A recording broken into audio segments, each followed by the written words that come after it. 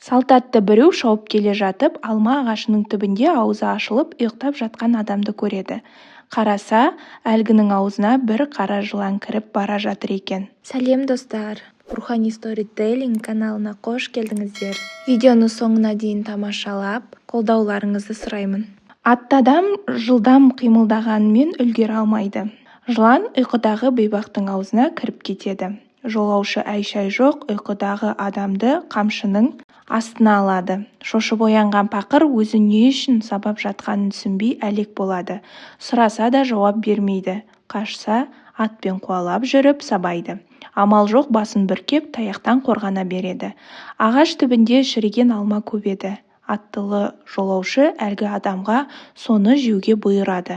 Жаппар қылда жан бар ма, жемейін десе таяқтан қорқады. Қарсыласуға шамасы келмей, шірік алманы бірінен соң бірін асай береді.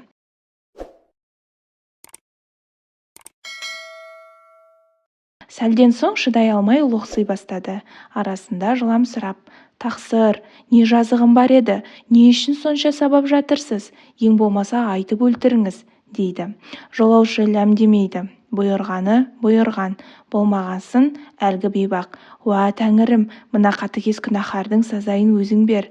Сен әділ құдайсың ғой, ешкімге зияным жоқ еді. Қаннен-қаперсіз ұйқыда жатқан мен бейбақты жазықсыз сабап жатыр. Бұл залымның төбесінен найзағай түсіріп, екі көзін ойып жібер», деп қарғай бастайды. Аттылы кісі оның қарғысын құлағына ілмейді. Әрі қарай сабай түсіп: «Тұр орныңнан сүмелек, енді жүгір», деп бұйырды да артынан қуады. Қашып келе жатқан пақыр қайта-қайта лоқсып, ақыры құса бастайды. Әлгі жеген алмаларымен бірге аузынан қап-қара жылан да салбырап түседі. Оны көріп, әлгінің өзі ыршып түседі. Қара жылан әжептәуір үлкен екен. Сол кезде жолаушы да сабауын тоқтатады.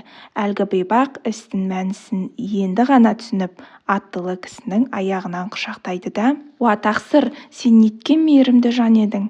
Бәлкім Жебірейіл періште шығарсың. Сені Құдайдың өзі маған құтқарушы етіп жіберген шығар. Сен мені құтқармағанда, мен байғыз тілсіз кетер едім. Ұйқы дұшпан деген. Сен мені бір ажалдан арашалап, жаңа өмір сыйладың. Ал мен сорлы, таяқтан қашқан танадай болыппын. Сенің жолыңа жаным құрбан болсын. Саған жолықтырған Құдайым қандай мейірімді еді», деп тәубе етіпті. Кейде басымызға қандайда бір қайғы түссе, соның себебін аңдамай, хикметіне үңілмей, асығыстық жасаймыз. Ақылдан бұрын ашуды жұмсап, тағдырды тілдеп, Құдайға өкпелеп, қайғыға себепші болған нәрсенің бәріне қарғыс айтамыз. Әсілі, әрбір қайғының бір хикметі бар. Құдай бізден үмітін үзбегендіктен де сынақ жіберіп, қалың ұйқыдан оятып алады. Менің каналыма тіркеліп, қолдауларыңызды сұраймын.